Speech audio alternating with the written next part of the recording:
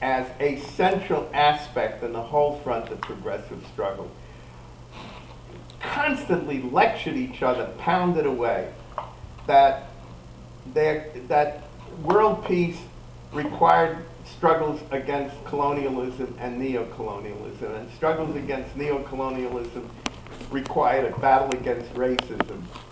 Thus, the fight for peace, for example, was a fight against empire, and the fight for peace was inseparable from dealing with the issue of racism. Economic justice, for example, we constantly argued.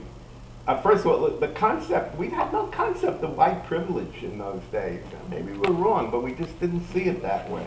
And God knows we would never talk to a white worker in terms of his privilege or her privilege. The approach we took to the question of racism was the deeply, profoundly debilitating aspect of racism for everybody, for all working people. The degree to which racism dragged, in economic terms, dragged down wage standards and social standards. We looked at the South and we said the backwardness of the South, quote unquote, was due to racism and due to the oppression of African Americans. On the question of civil rights itself, you know, in terms of politics, we argued that the denial of votes to blacks. Remember, we were active during a period when the poll tax was still a manifest aspect of things. Excuse me. I haven't talked publicly in a long time, and apparently it's a problem. But on the political front, black representation became a centerpiece, really. The fight to advance progressive politics across the board.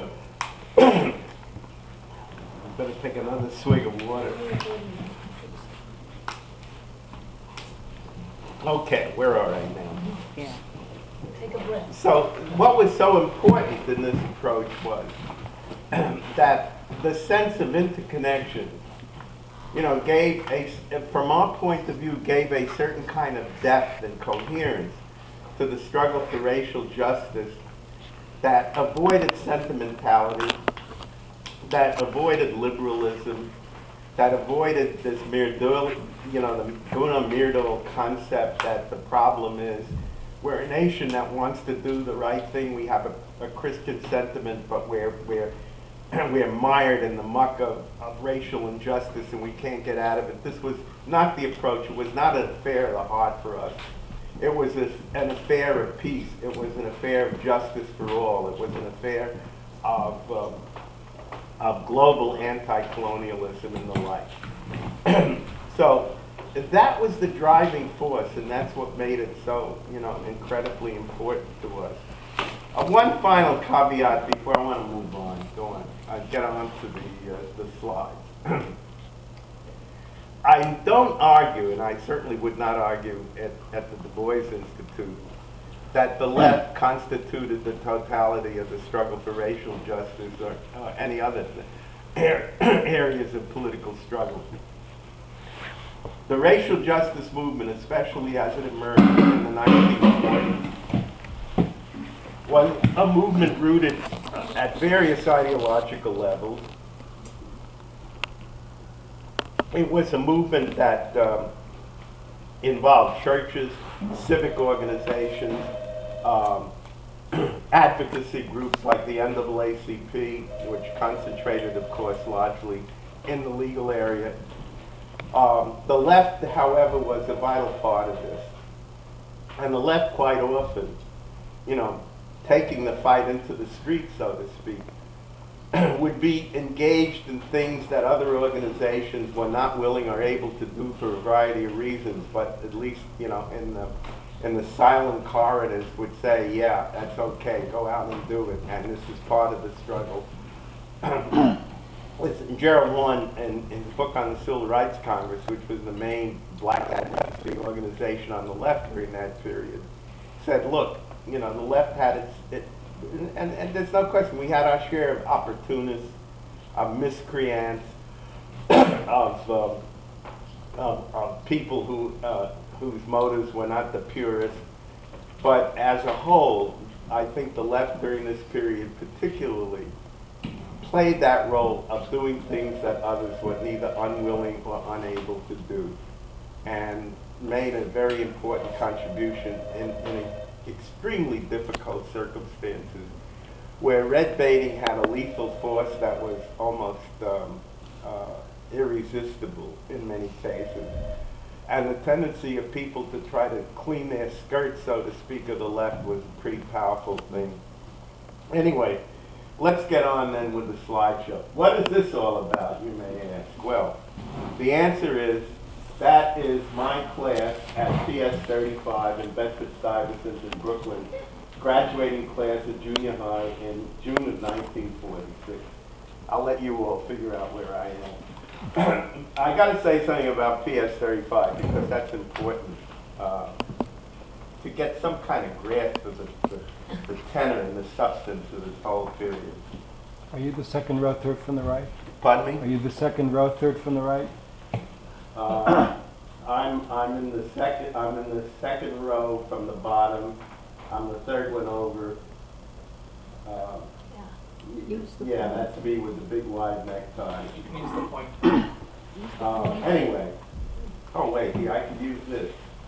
That's me. Yeah. In fact, we can go to the next one. There we got a big Okay, thing. okay. I got to tell you something. I grew up in Bedford-Stuyvesant, the portion of Bedford-Stuyvesant, which at that time was about 99% African American. Skip Gates at that point when I gave him this thing, yelled out, "What were you doing there?" I had to explain it. I said, like most of the handful of whites there, my parents had a drive-in store in Brooklyn, and we lived above the store and had never had any thought of moving out until much, much later. And which kind of impelled me really to kind of tell a true story about my own relationship to my parents and to the whole setup and growing up in this predominantly black neighborhood. Guy came into my father's store one day and he said, "Hey Sam, your kid's out in the street corner, and those two are pulling further down when you get down the street corner." And he's making a speech. My father's totally preoccupied with his driving store. He's kind of half listening. Okay, that's nice. That's like guy says. He's also, I don't know how nice it is. He's out there yelling about the blood-sucking merchant. And kind of like that was kind of what the relationship was like to some extent. But PS 35 was quite an experience. It was known as a kind of problem school because there were a couple of gangs, the Nits and the Green Area Stompers was always lurking around. It kind of given the kind of racist demonology that existed at the time, I think the very fact that it was dominantly black school, almost in the eyes of the authority, quote, made it a problem school, unquote. Well, this is 1946, and there were a group of teachers that, we had heard rumors, and it never confirmed, and I never asked anybody, that they received some kind of bounty, some kind of special payment for teaching at PS 35. They didn't need a bounty, though. The teachers, some were communists, others were kind of leftist, some were, by 48, very heavily involved in the Wallace movement and the Progressive Party. The thing about PS 35, which had such a profound impact on me, and if I were to point to one thing that, quote, radicalized me, it was the exposure not just to the teachers, but to the interaction between the teachers and the kids. Because even at those very young years, you get a sense of certain things. You have your own kind of child sense of justice and injustice. And the thing that always struck me about those leftist teachers, black and white, was the extent to which they administered tough love, but they had a tremendous regard for the kids.